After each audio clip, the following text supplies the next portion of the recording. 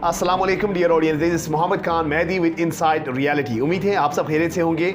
हम आज United nation ने बिल आखिर 5 महीने बाद एक रेजोल्यूशन पास किया है सीज़ फायर के हवाले से। अब तक पैलेस्टाइन में जो वॉर है इसराइल और हमास के बीच में, अब तक 30,000 से ज़्यादा पैलेस्टीनियन किड्स, वीमेंस और जो पब्लिक है वो बेचारे अपने जान खो चुके हैं। और पूरी दुनिया जो हिपोक्रेटिक जो वेस्टर्न वर्ल्ड है वो अब तक खामोश तमाशाई बनी हुई। उनके पार्लियामेंट्स, अवाम यकीनन निकल आए हैं, वेस्टर्न मॉब्स गलियों में, सड़कों पे प्रोटेस्ट कर रहे हैं। Ceasefire, end to this occupation, end to war, end to hegemony of Israel के हवाले से नारे लग रहे हैं पूरी दुनिया में। इसराइल जो अपना जो एंटी सेमिटिज़म का जो नारा लगाता, जो उसका जो उनका सिंपैथी था, इसके साथ साथ इसराइल का जो सिंपैथी था ग्लोबल, एक वो ख़त्म होता जा रहा है। मगर जो वॉर है वो बड़ा ब्रूटल रहा है। ऑपरेशन जारी है, वक्फे से बमबारी जारी है, और ह्यूमैनिटेरियन जो क्राइसिस पैदा हुए हैं उस हवाले से हम बात करेंगे। किस हद तक ये वबा, बीमारी और दूसरे फूड स्टार्वेशन तक ले जाएगा। और सेकेंडली जो मुस्लिम कंट्रीज है उनका जो रोल ना होने के बराबर है। Specially the Arab countries, they are acting like a silent spectator. इस हवाले से हम बात कर लेंगे। और तीसरी, एंटोनी जो गटरेस है, अक़वाम मुत्तहिदा की सेक्रेटरी जनरल, उसने भी कहा है कि अगर हम इस वॉर को एंड नहीं करेंगे तो हम इनजस्टिस कर रहे होंगे, इसको फिल फोर बंद करनी चाहिए।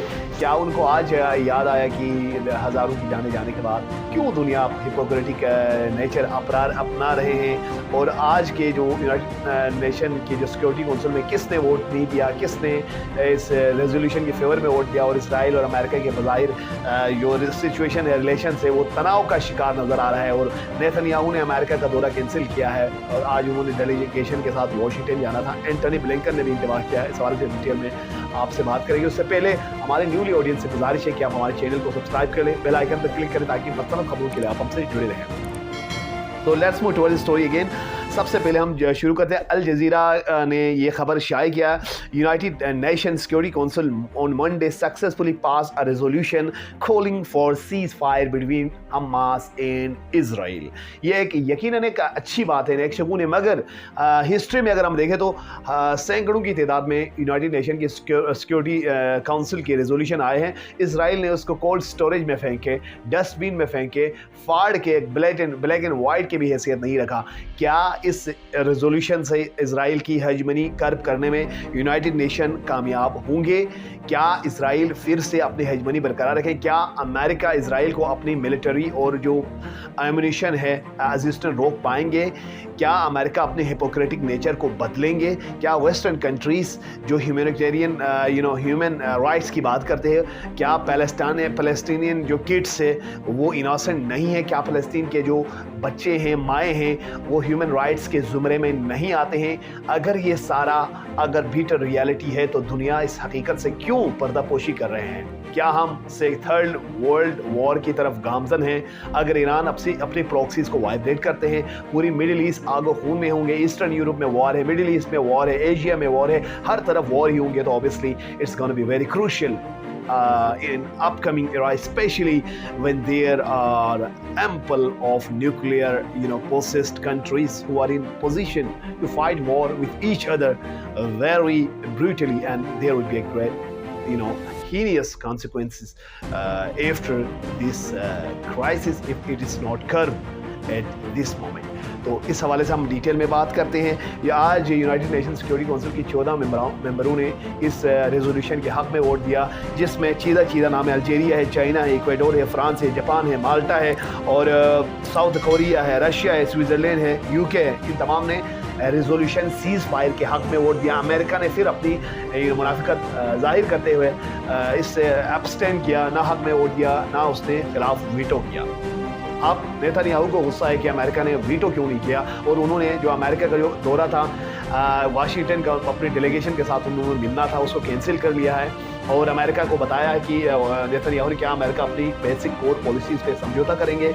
एंटनी ब्लिंकन ने आज जो यूनाइटेड नेशंस इसराइल की डिफेंस मिनिस्टर गैलेंट موجود تھے امریکہ میں, ان کے ساتھ ملاقات کی. Secretary of state US secretary of state Antony Blinken met the defense minister of Israel, and he warned Israel to invade into the Rafah, which is the defining territory between Israel and Hamas, and he warned Israel of severe consequences. تو اس حوالے سے بہت پیچیدہ مرحلے میں داخل ہو چکا ہے, اور اسرائیل اپنے الائنس کے ذریعے حماس کے اوپر, پیلسٹائن کے اوپر پریشر بلڈ اپ کر رہے ہیں کہ کسی نہ کسی طرح ان کی جو کیپٹیوس ہے, ہیلڈ کیپٹیوس ہے حماس کی, اس کو بازیاب کرایا جائے. اب تک وہ ان کے اپنے مغویوں کو بازیاب کرانے میں ناکام ہو چکے ہیں, اور وہ حواس باختہ ہو کر بمباری کر رہے ہیں, بمبارڈمنٹ کر رہے ہیں جو انوسنٹ کڈس ہیں.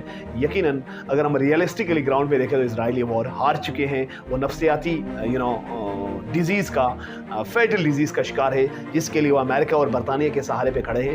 اگر وہ پیچھے تھوڑی دیر کے لیے بھی ہٹ جاتے ہیں تو اسرائیل ایک اسپائڈر ویب کی طرح رہ جاتے ہیں, جو اپنی انڈیفیٹڈ پاور کو لے کر پوری دنیا میں چرچا کرتے تھے. اب وہ جب تینوں چاروں اطراف سے انہیں گھیرے ہوئے ہیں, اور اگر ایران کے ساتھ ان کی وار ہو جاتی ہے تو ایران کے ونگز ہیں یہ سارے, حماس ہو گیا, آپ کے جو ہوثیز ریٹیلیٹ کریں, جتنے بھی امنیشن شپس آ رہے ہیں اسرائیل کی طرف, ان کو وہ اکھاڑ رہے ہیں. اگر یہ وار کو کرب کرنے میں ناکام ہو جاتی تو یقیناً تھرڈ وار کی طرف دنیا جائے گی.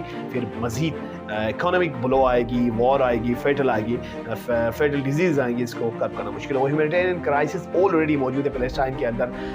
30,000 سے زیادہ کڈس اور انوسنٹ مر چکے ہیں, اور ہزاروں کی تعداد میں بچوں کی اموات ہو رہی ہے. فوڈ کرائسس ہے, فیٹل ڈیزیز پھیل رہے ہیں. ان تمام امور کو نمٹنے کے لیے اسرائیل نے بلاکیڈ کیا ہوا ہے ہر طرف سے, اور وہاں پر ہیومینیٹیرین ایڈ نہیں پہنچ رہے ہیں, اور اقوام متحدہ بھی ناکام نظر آتے ہیں اس چیز کو کرنے میں. ابھی انہوں نے ریزولوشن پاس کروایا, اگر یہ پہلے کیے ہوتے, سیز فائر کر چکے ہوتے, تو یہ اتنی بھیانک سچویشن نہیں ہوتی. تو دنیا کو چاہیے, specially the Muslim world needs to come forward on one platform to raise voice in the right of Palestine, seeking their self-determination. Otherwise, we would be further segregated on the basis of sectarianism, extremism, and another misinterpretation and religious exploitation. I'll be bringing more facts and realities with you. آپ سے گزارش ہے کہ آپ ہمارے channel کو subscribe کر لیں. Thank you for watching my channel. Take care. اللہ حافظ.